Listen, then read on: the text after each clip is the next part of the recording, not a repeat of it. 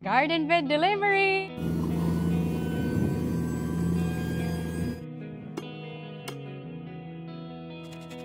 Good morning! Welcome to Maria Lassie Channel. This morning po pala ay darating po ang in-order po naming soil. I-deliver po nila dahil magsimula na po kami paggawa ng garden bed.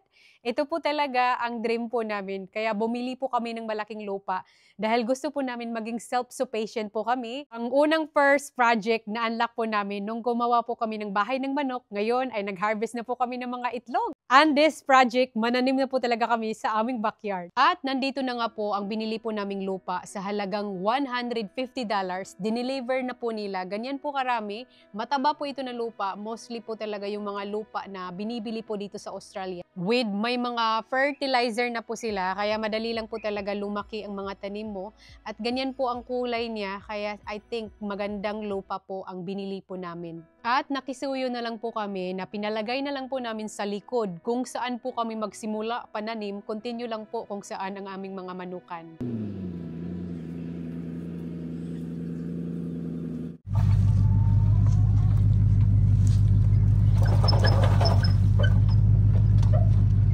Ang lupa pala na ito ay mushroom compost. Makikita niyo po talaga smoking pa siya.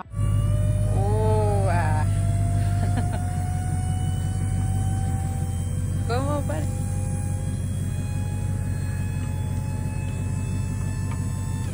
Can smell it.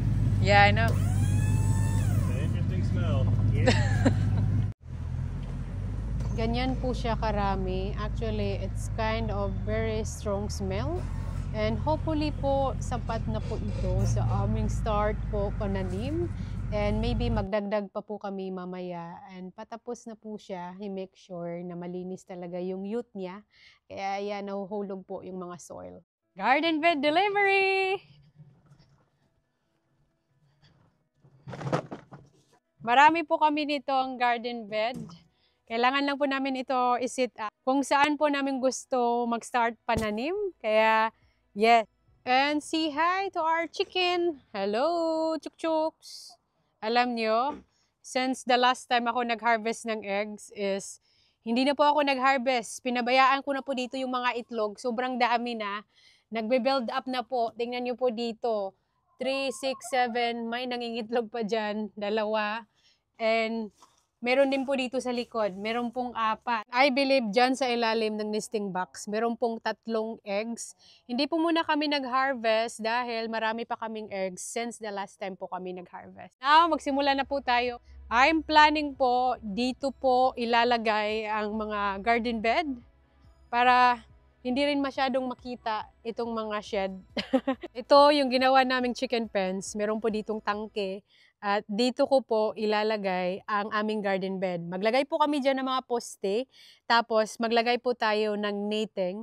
Tingnan po natin kung anong magawa namin ngayon. Kasi halos puro mga shed po ang makikita dito. Kaya gusto ko po maglagay talaga dito ng, ng garden bed, tapos netting para mag-improve naman.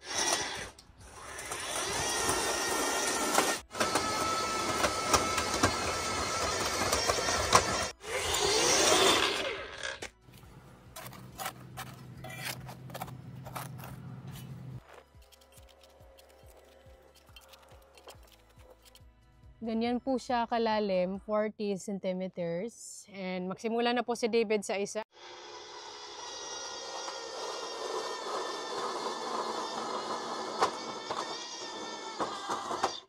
Pag may bato po sa under ng soil, ito po ay lumalaban. Hindi siya makapag-dig more. Kaya kailangan mo mag-stop.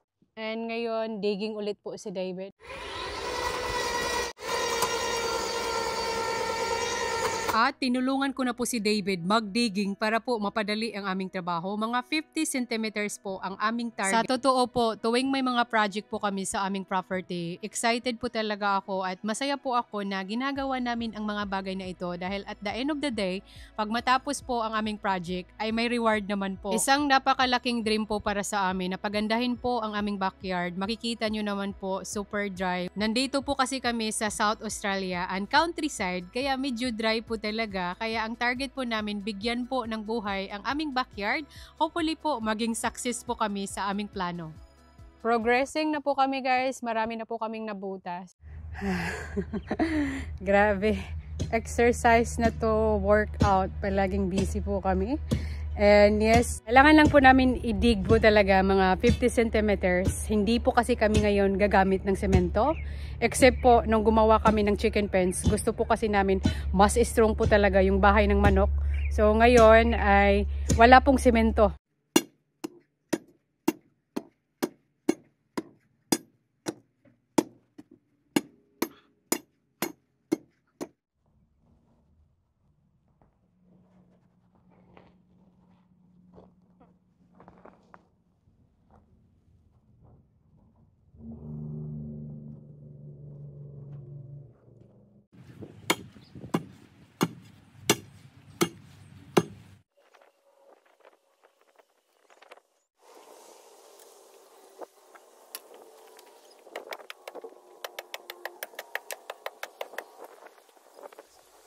Habang nagtatrabaho po kami, dumating po ang soil na in-order po namin. Yung soil po na binili po namin, iba't ibang klase po ang purpose nila with fertilizer.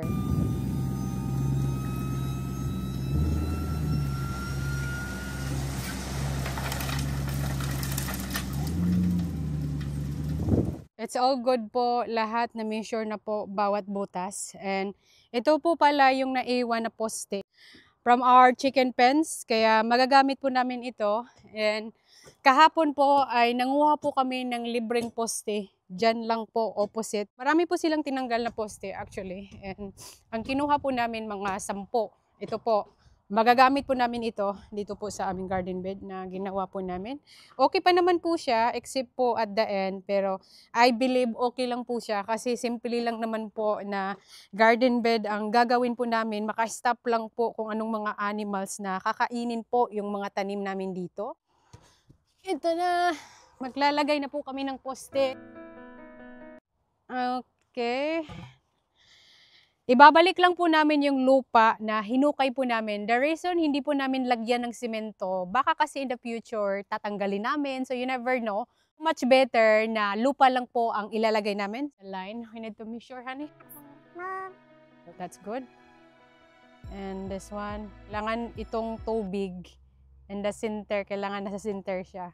Ito lang po ang ginawa namin. Hindi po kami gumamit ng simento. Binalik ko lang po yung mga lupa na hinukay namin. Tapos nag-add po ako ng tubig para medyo siya moist. Ginamitan po namin ng crowbar. Yung other end niya po ay mas flat para mas matibay po talaga yung lupa na binalik po namin. Tapos panay add lang po kami ng tubig para mas more moist. Ang poste na pala ito ay treated po siya. Ibig sabihin, hindi po siya basta-basta maatake po ng mga anay or any insect. Kaya yung kulay niya medyo green dahil may chemicals po yan na nilagay. At dito na po kami sa pangalawa. Same lang po ang proseso. Mag-add lang po kami ng tubig. Tapos add naman po yung soil na hinukay po namin.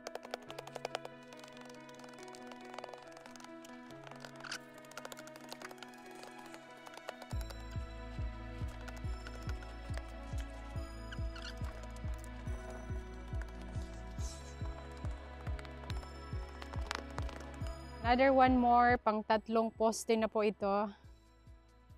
Yung isa dito, 2.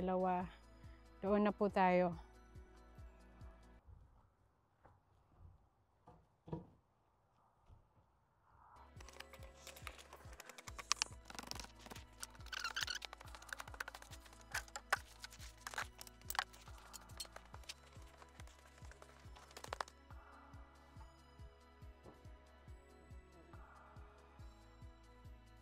Last one po. Dito natin ilalagay. And later on, punta na tayo sa in the middle na butas. And lagay na po natin yung maliliit po na poste. Alam nyo guys, habang ginagawa namin ito, napaisip po ako sa nag-comment, bakit bumili kami ng malaking bahay, malaking lupa? Eh kami lang naman 3.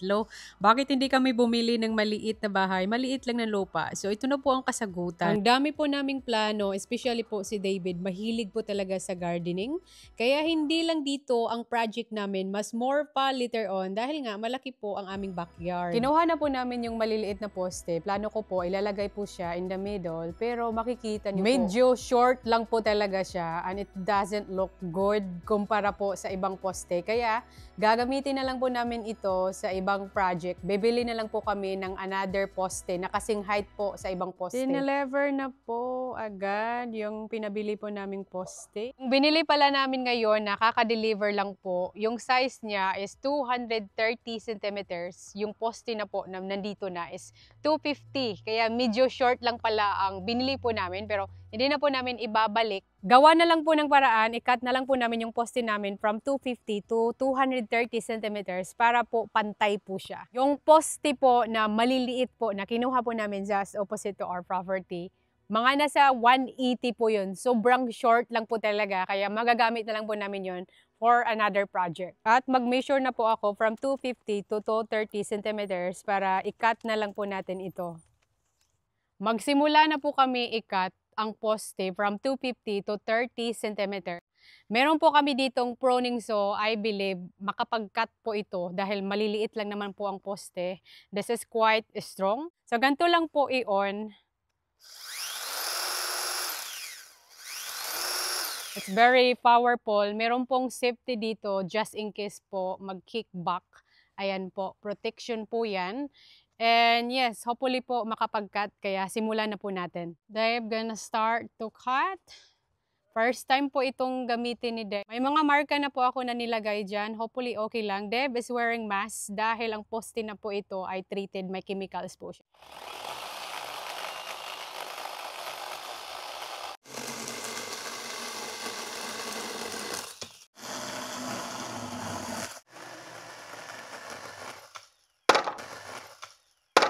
Woohoo!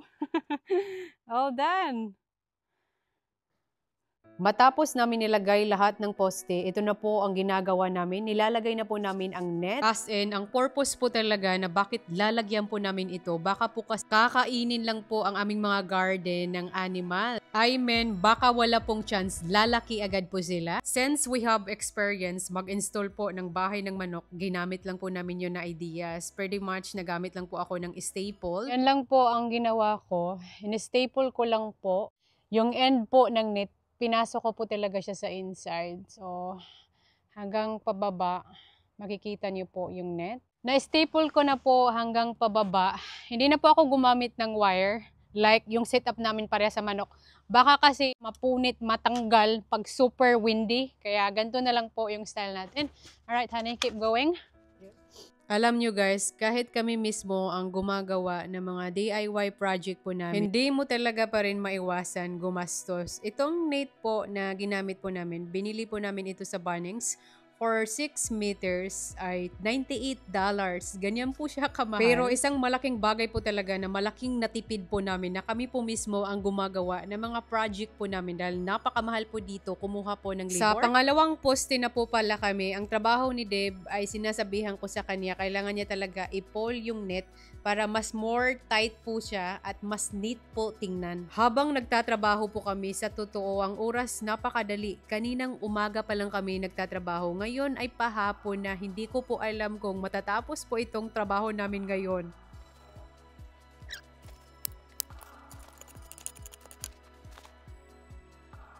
Ito pa tayo na section, hindi pa po to final, as in hindi pa super tight kasi sa baba, mamaya ko na po i-finalize. Ang importante dito po sa itaas, and then itong sa itaas is staple pa natin yan mamaya. Kaya punta na po tayo sa other side, at least nalagay na po namin dito ang net.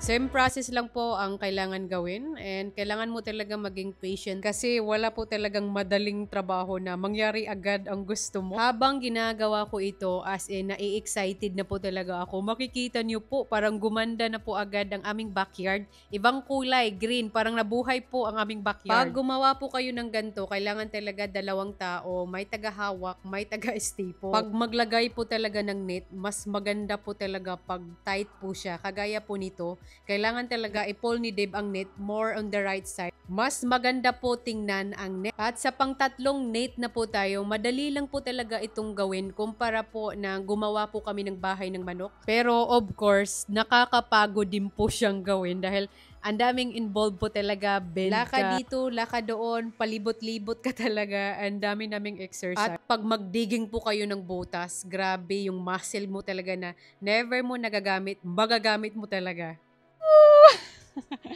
Guys, ang ganda na po. Progressing na. Malapit na po matapos. Yep. At the back, it's more dark yung color. So, di ba? Mas maganda. Matabunan po itong tin. Go at the end of it. Hindi nyo na kami makikita. Go. Keep going. Yep. Yeah. That's good. What do you think? Okay. Put that in there. From the top. Okay. That one.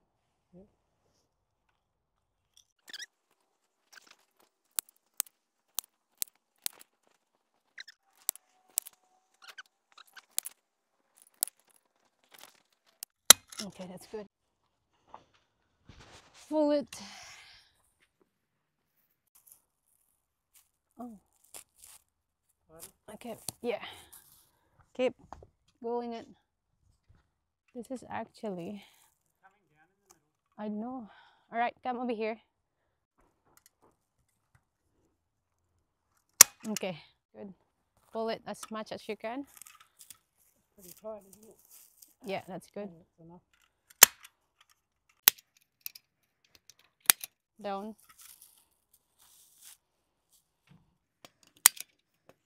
Okay.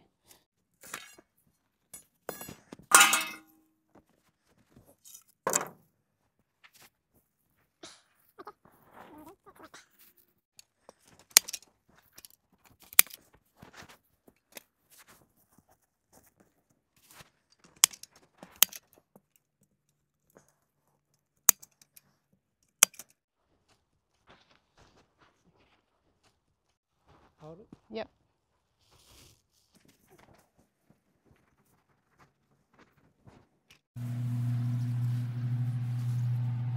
Kakatapos lang po namin sa likod, pang last na po namin ito paglagay ng net. Sa totoo po, wala po talaga kaming expectation na kailangan perfect po ang trabaho namin dahil first time din po namin itong gawin. As in, kung anong maging resulta ay super happy po kami dahil alam ko, pinagpaguram po talaga namin ang naging resulta sa aming ginawa. Parang naging greenhouse po siya.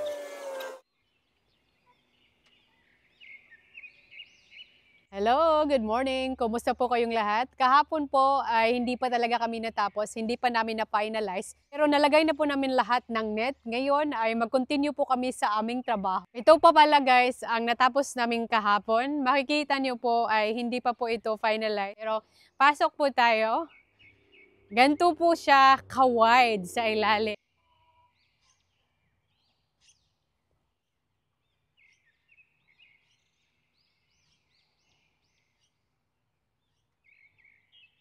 Marami po talagang raised garden bed ang malalagay namin dito. Siguro mga 7.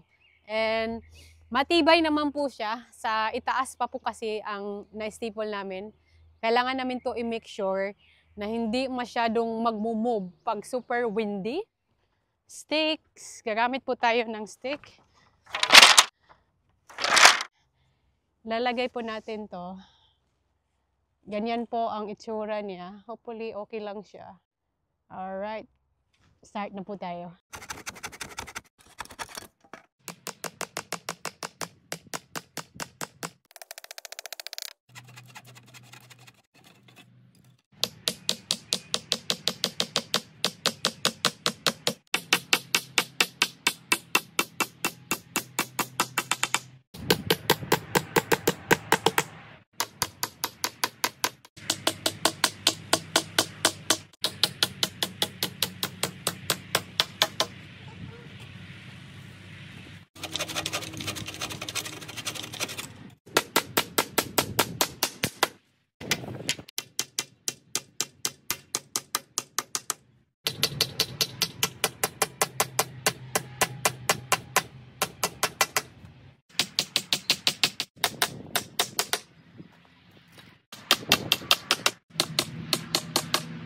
Nalagay na po namin lahat ng kahoy.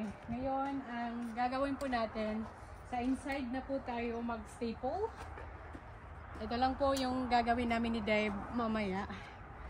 Staple lang po namin ito. Lahat para makapag-hold po ang ating knit sa itaas. Yan. Kailangan lang natin to ipataas. At dito po, makikita nyo po yung knit dito ay medyo down. Kaya kailangan lang siya ganyan lang po. Tapos staple lang po natin. Then malapit na po kami matapos.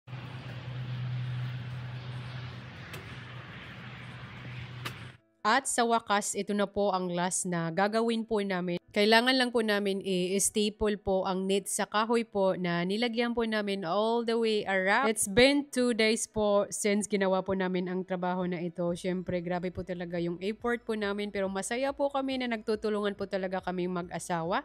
At sa wakas, makikita na po namin kung ano po ang final look. Panay move lang po talaga kami as makikita nyo po. Mas more nag-stretch po talaga ang knit. Kaya mas maganda po siya tingnan.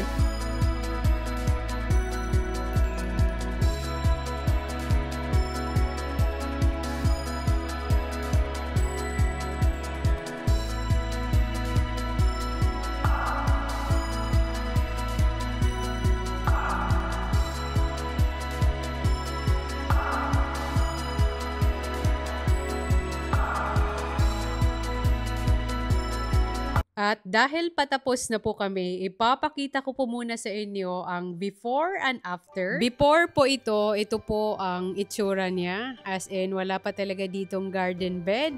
At ngayon, dahil tapos na, ipapakita ko po sa inyo ang after.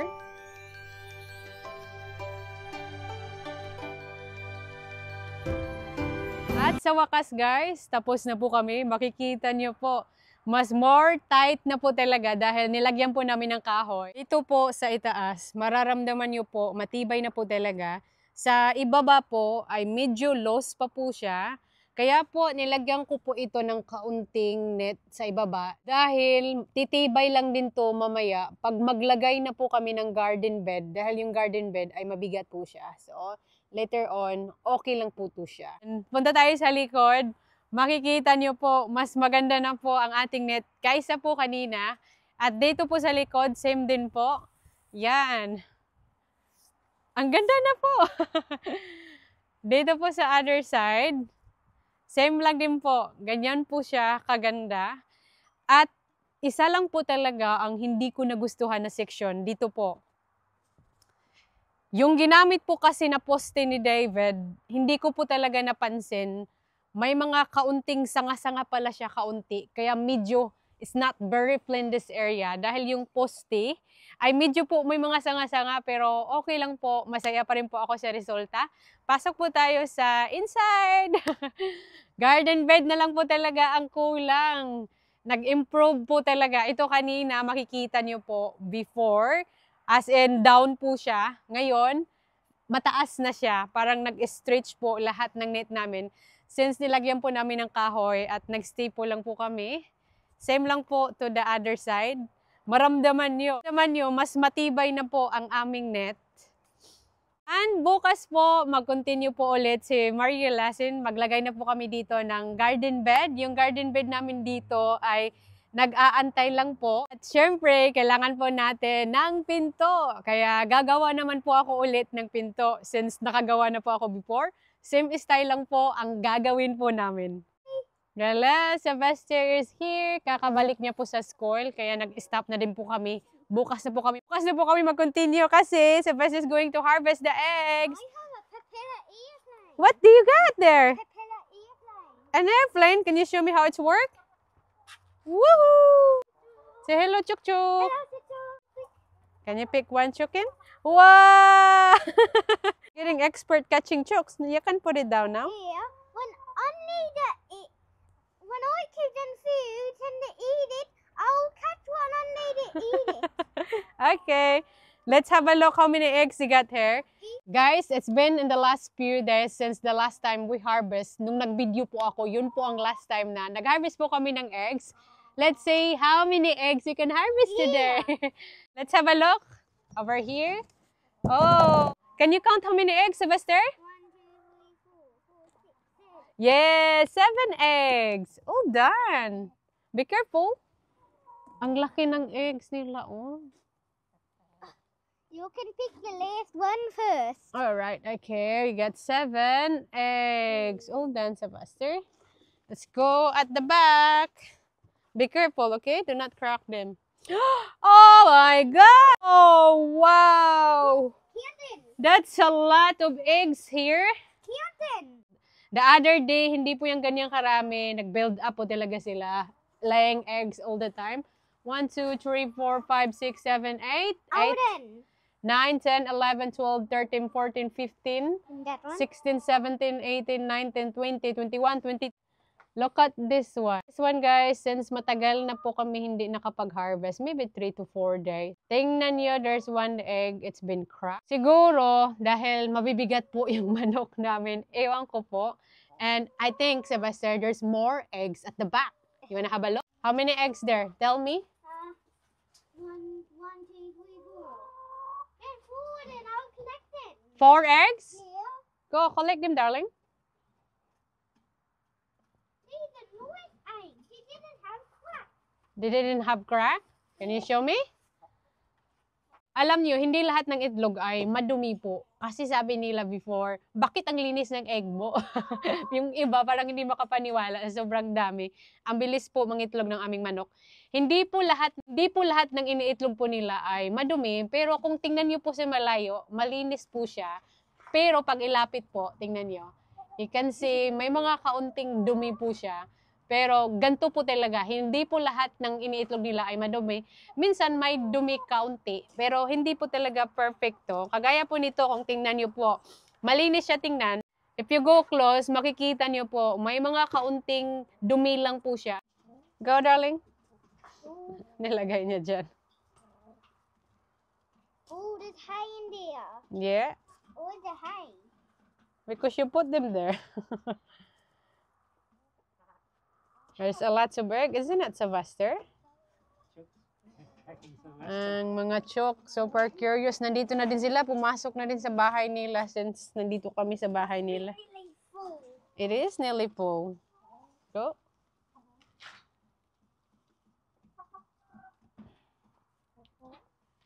Hey, after we collect the egg, do you want to see me flying my airplane again? Okay, of course.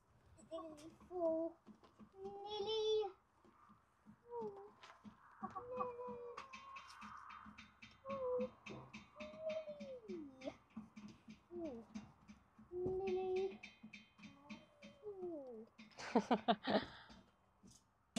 One more left. Yay! Yay! It's a lot of eggs! Ang ganda. Ito na po talaga ang mga pinagpagura namin. Prey egg. Prey eggs plus fresh pa po talaga. And that's all for today's video, guys. Maraming salamat po sa inyong panonood. Salamat po sa inyong panonood. Please like and subscribe to our channel. Bye! Okay, meron daw po siyang airplane. Can you show me? Woohoo! Good job, Sylvester. Yeah. Can I please borrow?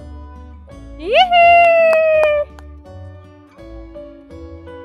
Yeah. Whoa, that's cool. How about this one? If I go high, would it go so high? Are you ready? 1, 2, 3. That's so cool.